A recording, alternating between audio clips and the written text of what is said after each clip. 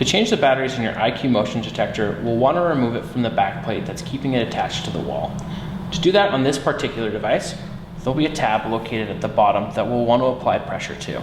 By applying pressure and pulling up towards yourself on the device, we'll leave the backplate on the wall and we'll be able to work with the device in our hand.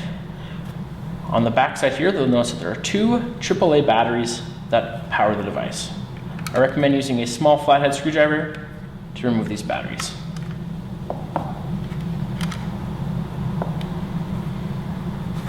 And then make sure that you follow the guide displayed on the motion detector to indicate positive and negative.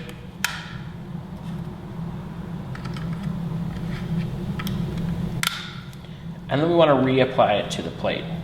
To do this, I recommend going from, in this case, top to bottom